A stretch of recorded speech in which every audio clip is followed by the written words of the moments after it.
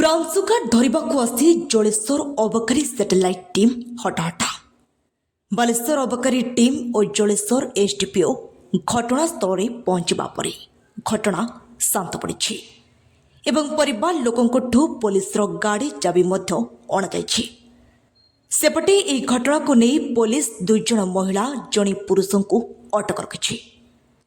ସୂଚନା ଅନୁଯାୟୀ ଆଜି ସକାଳେ କର୍ମଦା ବଜାର ନିକଟରେ ବ୍ରାଉନ୍ ସୁଗାର କାରବାର ଚାଲିଥିବା ନେଇ ଅଭିଯୋଗ ମିଳିବା ପରେ ଚଢ଼ାଉ କରିଥିଲେ satellite team. Satellite team brown sugar ଜବତ କରିଥିବା କହୁଥିବା ବେଳେ ଜଣେ ମହିଳାଙ୍କୁ ଗିରଫ କରି ନେଇଯାଇଥିବା ଗାଡ଼ି ଚାବି ଛଡ଼ାଇ ନେଇଛନ୍ତି ସେହି ମହିଳାଙ୍କ ପରିବାର ଲୋକେ। ଗିରଫ ହୋଇଥିବା ମହିଳାଙ୍କ ପରିବାର ଲୋକଙ୍କ ଅଭିଯୋଗ ଯେ ମୁଲତାନୀ ମାଟିକୁ ବ୍ରାଉନ୍ ସୁଗାର ଦର୍ଶାଇ ଗିରଫ କରାଯାଇଛି। ସେପଟେ ଅବକାରୀ ବିଭାଗର ଗାଡ଼ି ଚାବି ନେଇ ପରିବାର ଲୋକେ ଛୋ ମାରିଥିବା ବେଳେ ଦୀର୍ଘ 4 ଘଣ୍ଟା ଧରି ରାସ୍ତା ମଝିରେ ପଡ଼ି ରହିଛି ବିଭାଗର ଗାଡ଼ି। ପରିବାର ଲୋକେ ନ୍ୟାୟ ପାଇଁ ରାସ୍ତାରୋକ କରିଥିବା ବେଳେ ପୋଲିସ ଓ ପରିବାର ଲୋକେ ଧସ୍ତାଧସ୍ତି ହୋଇ 2 ପୋଲିସ କର୍ମଚାରୀ ଗୁରୁତର ହୋଇଥିବା ବେଳେ ପରିବାର ଲୋକେ ମଧ୍ୟ ଆହତ ହୋଇଛନ୍ତି।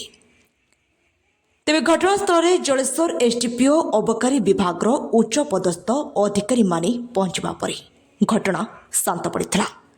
କିନ୍ତୁ ଏବେ ବି ପୋଲିସ ଗିରଫ ପ୍ରକ୍ରିୟା ଚାଲୁ ରଖିବା ସହିତ ଅଧିକ ତଦନ୍ତ କରୁଛି। ବ୍ୟୁରୋ ରିପୋର୍ଟ, କର୍ତ୍ତବ୍ୟ ଲାଇଭ୍।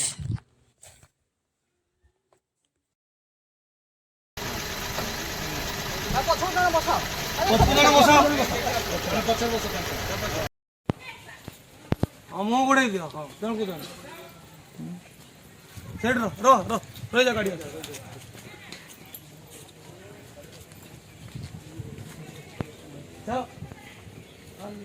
मोबाइल